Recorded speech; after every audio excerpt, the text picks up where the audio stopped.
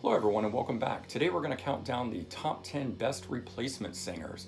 And while this isn't going to necessarily look at who was the best vocalist as a singer, I did look at three specific criteria to determine this. So I did look at whether or not the new singer that came in was able to continue the band's legacy, was able to continue the band's trajectory, hopefully in an upward momentum, and also continue the band's fan base, whether by bringing in new fans and or holding on to their old fan base. So while this is no means a complete list, and I'm sure you guys will all have your own opinions, please leave me your comments and things, and if this goes really well, maybe we'll do a part 2 of this. Okay, so let's kick this thing off. Let's jump in right at number 10. We've got John Corabi. Okay, he comes in to replace Vince Neil and Motley Crue following the Dr. Feelgood album. In 1994, they released this self-titled album, and it's a much darker, heavier album than before. And while it only goes gold and it doesn't do the 6 million in sales that Dr. Feelgood did, it definitely did continue on with what Motley Crue was known for, and was a very good album in its own right, and it's getting a lot of praise now after the fact. It's probably a more serious album than it was at the time. John Corabi came from the group The Scream, which is a great early 90s band, and then after Motley Crue, he forms Union with Bruce Kulick of Kiss, so check that out. And then today you can find him in a group called the Dead Daisies. Okay, and at number 9, we've got Ripper Owens. So Ripper Owens is from a group called Winter's Bane, and he's taking over for Rob Halford and Judas Priest following the Painkiller album, which is arguably one of their best albums ever and was quite heavy in and of itself. But the album that Ripper Owens comes in and records, Jugulator, is just absolutely brutal and heavy. And while he does sound a lot like Rob Halford, he definitely has his own unique inflections and things, and is able to continue on the trajectory and legacy of the band and hold on to their fan base because of how amazing he is as a vocalist. And so he goes on and later fronts Iced Earth and sings for Yngwie Malmsteen, and then does his own solo stuff. So he's still out there floating around doing a lot of things. Okay, and at number 8, we've got John Bush. So John Bush comes in and replaces Joey Belladonna following the Persistence of Time album, and comes in and records this early 90s album here, Sound of White Noise, with probably their biggest hit, Only. It was a huge radio hit at the time. The album went platinum, definitely their most commercially successful period of it, and arguably a better vocalist than Joey Belladonna, and definitely brought a more serious edge to the band. He came from Armored Saints, so he was able to bring in all those fans with him and continue the band's fan base. Okay, and at number 7, we've got James LaBrie. So James LaBrie comes from a band called Winter Rose, and he comes in and he takes over for Charlie Dominici following the Dreamin' Day Unite album. Charlie didn't want to continue with the band. There was like a little bit of a falling out between them, and so they go and they bring in James LaBrie and record Images and Words. Definitely their most successful and biggest album, going platinum and having their biggest hit on it, Pull Me Under. James LaBrie is still with the band today, and he does solo things, and he records other side projects like Mall Muzzler and stuff like that, so check him out. Okay, bet you all were wondering, when were we going to get into the big singers? So in at number 6, we've got Bruce Dickinson, right? He comes from Samson, and he's taking over for Paul Di'Anno on the Killers album. They record this album. It's got a much more punk feel at this time.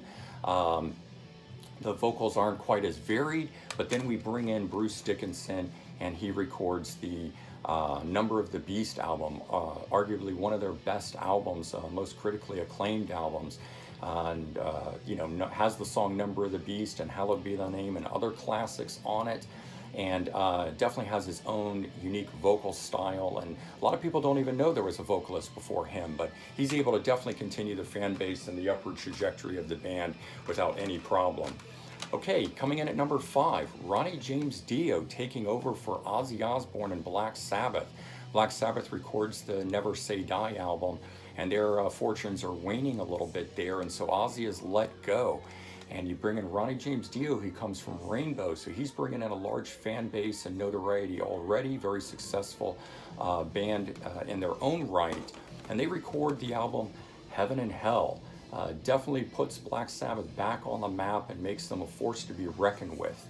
And while being able to bring in that own fan base, and when he does leave, he's able to go out and start his own band, Dio, and records the classic Holy Diver.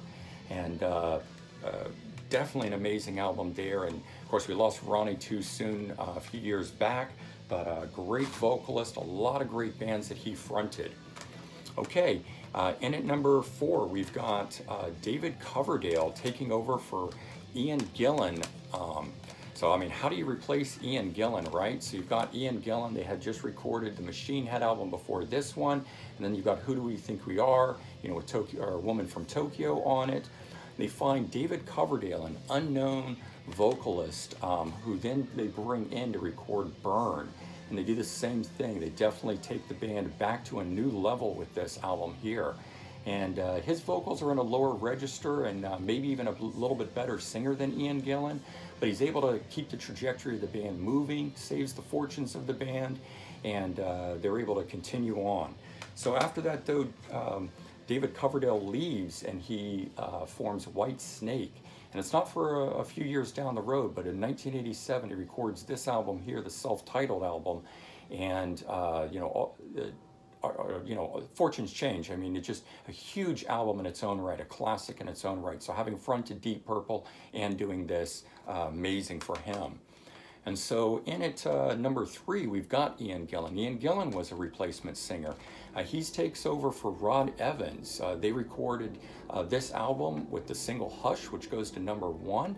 Big hit. How do you replace a singer that has a number 1 hit? Well, you bring in somebody like Ian Gillan. And Ian Gillan, they bring in and record the In Rock, and of course later Machine Head. And, songs like Smoke on the Water. And while he's got those very unique high vocals that he can sing, I think the biggest thing he brought to this lineup was his storytelling ability.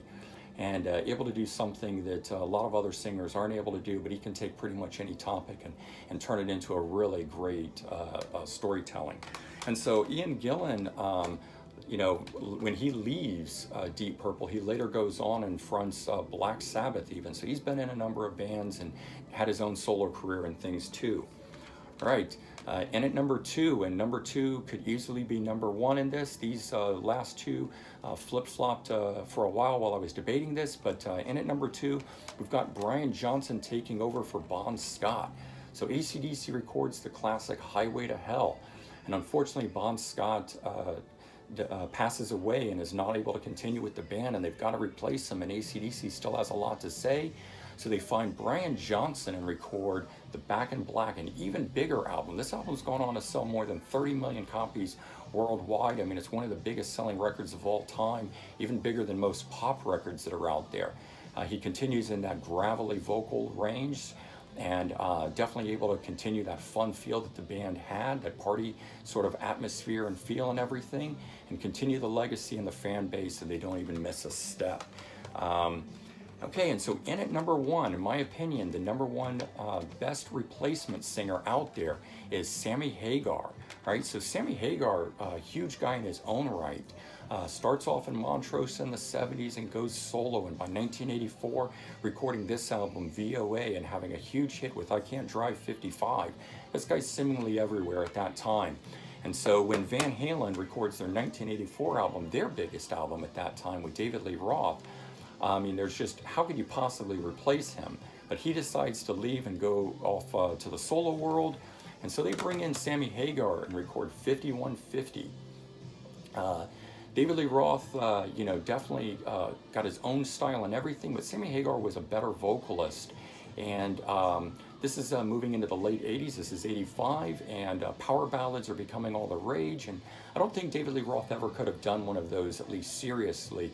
And so you're able to bring in someone like Sammy Hagar and move with the era and continue on. And he's able to bring his own fans with him. And so even if they lost fans from David Lee Roth era, they're certainly able to bring in new fans, and they're able to bring in the Sammy Hagar fans and continue their upward trajectory all the way through the 80s and in through the 90s.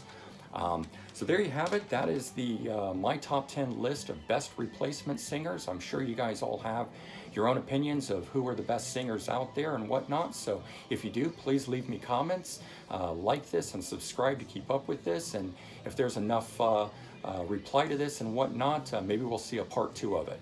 All right, hope everyone has a great day, and I'll see you all real soon. Take care.